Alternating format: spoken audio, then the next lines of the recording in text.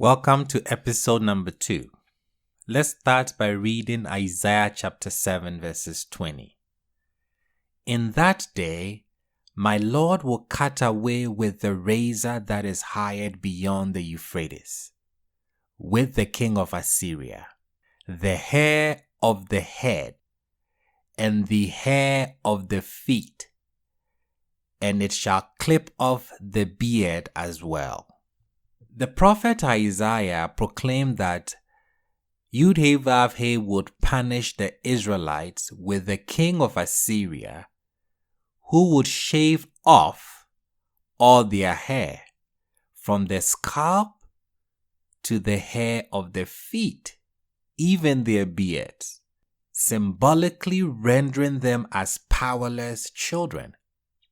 In this context, the word feet is used figuratively to indicate the genitals. He's going to cut off their pubic hair. Feet is a euphemism for the genitals. In the book of Ruth, we also find feet being used as a euphemism for genitals. Ruth, a widow, wishes to marry her wealthy relative Boaz, and so she goes to his field at night and uncovered his feet. When Boaz was startled from sleep, he asked, "Who are you?"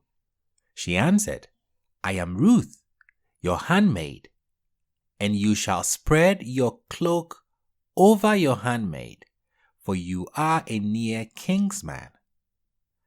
Boaz then invited her to spend the night with him, and we are told that she lay at his feet until morning. In my commentary on the book of Ruth, I wrote about this verse in which Ruth uncovered Boaz's feet. Reading from page 77.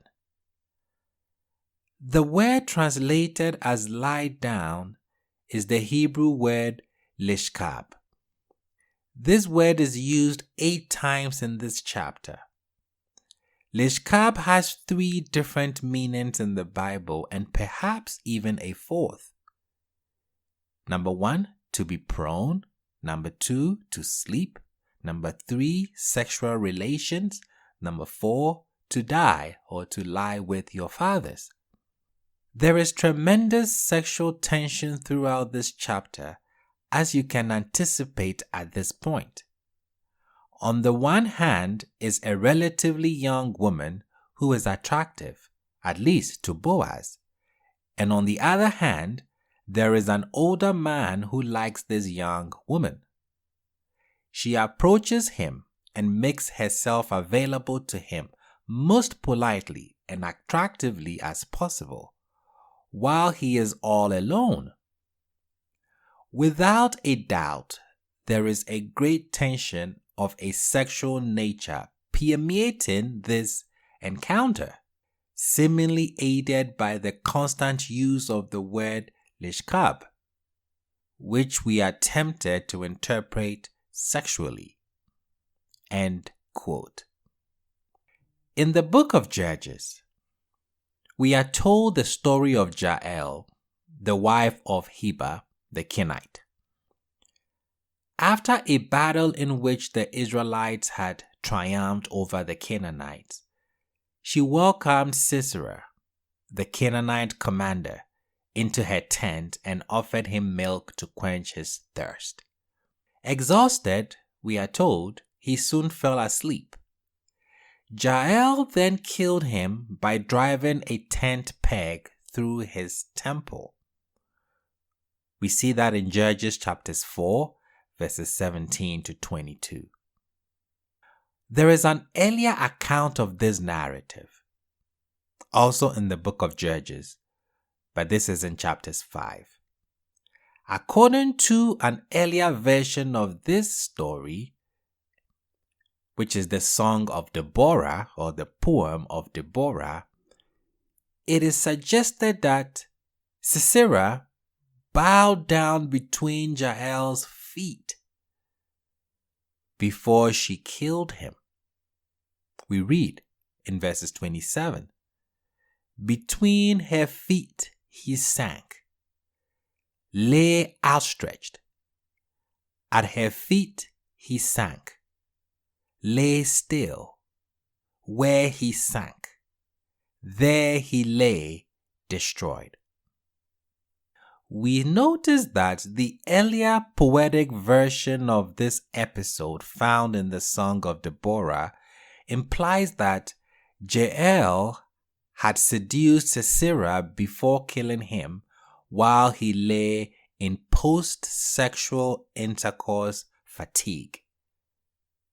An interpretation that has been omitted from later prose version in Judges chapters 4. Along Moshe's journey back to Egypt, we are told that Yud-Heh-Vav-Heh tried to kill him when they stopped for the night. Zipporah realized why, as Moses was still uncircumcised. She took a piece of flesh from her son's penis and touched Moshe's feet, as we are told. She touched his penis, meaning his genital, and with it tricked the homicidal deity into thinking he had been circumcised. Exodus chapters 4 verses 25 to 26. Zipporah touched Moshe's feet. She touched his genitals. In pursuit of King David, Saul went to the springs of En-Gedi with 300 men in tow. At En-Gedi, there was a cave where Saul went to cover his feet, we are told. A euphemism for sexual activity. David seized the opportunity and cut off secretly a corner of Saul's cloak. Saul was covering his feet, a euphemism for sexual intercourse. In the book of Isaiah, we see a majestic vision recorded as follows. In the year of the death of King Uzziah, I saw the Lord sitting on a high and exalted throne, and his lower extremity filled the temple. Seraphim stood above for him, 6 wings to each one. With 2 he would cover his face, and with 2 he would cover his feet.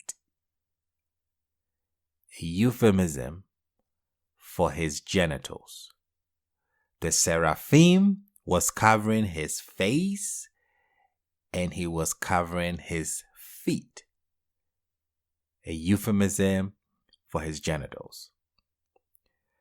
Not every occurrence of feet in the Bible is necessarily euphemistic, I must say. But I know the question you want to ask. What about the episode with the woman who washed Jesus' feet? Let us read the episode. Luke chapter 7. We're going to read from verse 36. One of the Pharisees asked him to eat with him. Remember, eating can be a euphemism for sexual intercourse. And he went into the Pharisee's house and reclined at table. And behold, a woman of the city, who was a sinner, when she learned that he was reclining at table in the Pharisee's house, brought an alabaster flask of ointment.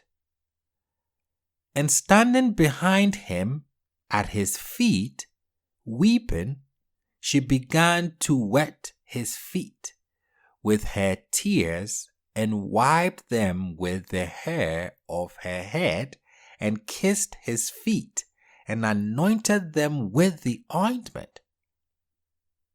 Now, when the Pharisee who had invited him saw this, he said to himself, "If this man were a prophet, he would have known who and what sort of woman this is who is touching him, for she is a sinner." Let's go to verse 44. Then turning towards the woman, he said to Simon, "Do you see this woman? I entered your house. You gave me no water for my feet, but she has wiped my feet with her tears and wiped them with her hair. You gave me no kiss, but from the time I came in, she has not ceased to kiss my feet.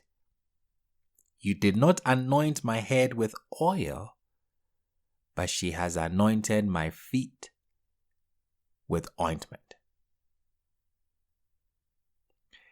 Imaginations of both early and modern times suggest that sexual connotations may be present in this situation. In this situation. In this situation.